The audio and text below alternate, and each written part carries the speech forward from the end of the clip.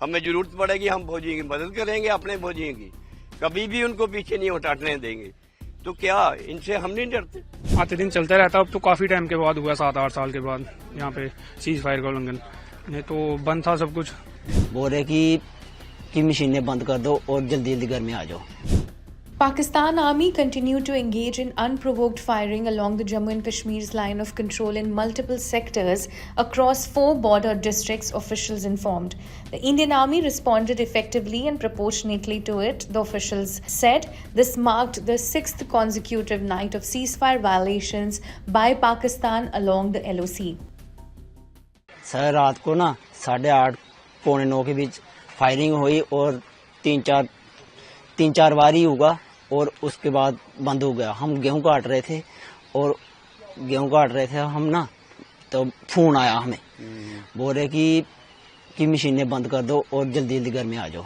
तो हमने मशीनें लाइटें ऑफ की, उधर से मशीनें लाई और फिर इधर आकर ना हमने बंद कर दी और घर में आ गए। तो उसके बाद कुछ नहीं हुआ। हाँ। तो थोड़ा सा मतलब काफी बड़ा फायर था या छोटा ही था? सर छोटा ही हुआ था। हाँ, रात को कोई 10-12 राउंड फायर हुए होंगे। तो हमारी ओर से भी जवाबी कार्रवाई हुई है। तो ये आते दिन चलता रहता। अब तो काफी टाइम के बाद हुआ, 7-8 साल के बाद यहाँ पे सीज फायर का उल्लंघन। नहीं तो बंद था सब कुछ। अभी थोड़ा फसल की कटाई चल रही है। हमें तो इन चीजों की आदत है पहले की, क्योंकि हम इधर ही रहते हैं। कहाँ जाना हमने भागकर, आगे जा नहीं सकते कहीं, रोड ब्लॉक हो जाते, सारा वाटर एरिया ये। तो चलता है। अलर्ट में है? हाँ, बहुत अलर्ट में है इस समय। यहाँ पे फायर तो 3-4 राउंड उन्होंने फेंके हैं, उसके बाद हमारे से भी हुए हैं। सिर्फ ये इसी वजह से रुका है कि हमारी फसलें जो बिल्कुल तैयार है। आप तो जानते हैं किसान को इतना ही होता है कि 6 महीने के बाद अपनी फसल मिल जाए। तो जैसे हम भी बोलते हैं, इतने बड़े किसान नहीं है, लेकिन फिर भी मतलब ये उम्मीद है कि कुछ ना कुछ हमारे पास आ जाएगा।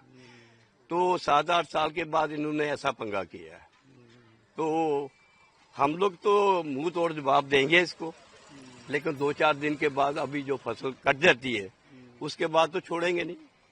हम तो साथ जाएंगे फौज के साथ, ताकि मतलब कि ये इसको ऐसा करने की जरूरत ना पड़े। वैसे भी यहाँ हमारे गांव में जो बॉर्डर एरिया है, वहां तो वैसे भी मार खाते हैं। जब भी उन्होंने कुछ किया है तब भी यहाँ मार खाई है, घुटने के बाद वापस आए हैं। तो इसलिए छोड़ेंगे नहीं, क्योंकि इन्होंने जो किया है खास तौर इन्होंने हिंदुओं के नाम पर टारगेट किया है। तो उनको पकड़ के पहले उनको बोला, भाई आप कौन है, नहीं है तो कलामे पढ़ो। ये क्या मतलब है? ये तो मैं कहता हूँ जैसे हम टीवी में देख रहे हैं कि मतलब कि जो बोलते हैं उसका जो जर्नल है, मैं कहता हूँ उस जर्नल को आओ तो सामने आओ ना हमारे। तो कितना अलर्ट है यहाँ? गांव वाले सब अलर्ट है? गांव वाले हाँ बिल्कुल तैयार है, सभी तैयार बैठे हैं कि कभी मतलब जो भी होता है देखेंगे। क्या है, हमें जरूरत पड़ेगी हम फौजियों की मदद करेंगे, अपने फौजियों की कभी भी उनको पीछे नहीं हटाने देंगे। तो क्या इनसे हम नहीं डरते? मैं उड़ीसा आया हूँ इस टाइम। उड़ीसा आए हम। तो पाकिस्तान कहाँ कर? पाकिस्तान रावलपिंडी इस्लामाबाद। तो क्या क्यों भेज रहे? आपको क्या बताया? देखिए, कुछ नहीं कह सकते। मेरे इस टाइम पे जो मेरा थॉट प्रोसेस बिल्कुल काम नहीं कर रहा। मैं टोटली ब्लैंक हो गया हूँ। अभी मैं करंटली मैं परसू कर रहा हूँ अपना बैचलर्स इन कंप्यूटर साइंस। मेरा फाइनल सेमेस्टर चल रहा है। जून में मेरे एग्जाम्स थे, तो मेरे कुछ और प्लान्स थे कि एग्जाम्स खत्म करके मैं जॉब्स के लिए, इंटरव्यू के लिए मैं प्रिपेयर कर रहा था। लेकिन अचानक से जब सब चीज़ होना, ठीक है, ये बहुत अफेक्ट करती है। तो मेरा इस टाइम थॉट प्रोसेस बिल्कुल डिस्टर्ब हो गया है। ठीक है, मेरे को नहीं पता रिएक्ट कैसे करना है, क्या है क्या नहीं। अब जो चीज़ वहाँ पे हुई, किसने करी, क्या है क्या नहीं, वो किसका हक बनता है? एजेंसीज का हक बनता है उनको अच्छे से रिसर्च करके डीप उनका वो एनालाइज करके उनका आउटपुट देना। हम तो उसमें कुछ नहीं कर सकते ना। हाँ, हमें रिपोर्ट किया, हमें फ़ोन किया था नीचे पुलिस स्टेशन उड़ी से, बोला कि आप आ जाओ नीचे थाने में। तो हम लोग आगे सीधा हम लोग वहाँ जी यहाँ का नहीं बना हुआ हमारा पासपोर्ट। हम ऐसे पाकिस्तानी नेशनल्स वहाँ से पासपोर्ट अप्लाई करके थ्रू लीगल तरीके से आए थे हम। ठीक है, हम यहाँ पे 17 सालों से, हम 2008 में आए थे, 24/11/2008 में। तो हमने विद इन 15 डेज यहाँ पे आते ही हमने वीज़ा स्टे करवाया था। तो उस टाइम पे स्टेटहुड भी था, ठीक है, तो इनका अपना ये था। तो उसके बाद अचानक से जब चीज़ होना समझ नहीं आ रही कैसे करेंगे। सरकार से मैं यही अपील करूंगा, देखो सबसे पहले तो प्रैक्टिकली होकर सोचा जाए, ठीक है। सबसे पहले ये सरकार से मैं अपील करूंगा कि आप कुछ टाइम की मोहलत दे दें, कुछ हल निकालें, कुछ टाइम की मोहलत दे दें। अब जो फैमिलीज यहाँ पे पिछले 20-20, 30 सालों से रह रही हैं, हमने वोट भी कास्ट किया, हमारे हर एक डॉक्यूमेंट्स यहाँ के बने, आधार कार्ड है, इलेक्शन कार्ड है, राशन कार्ड है, हमारा डोमिसाइल है मेरी यहाँ की, बाकी सारे डॉक्यूमेंट्स मेरे बने। अब मैं यहाँ से कहाँ जाऊँगा?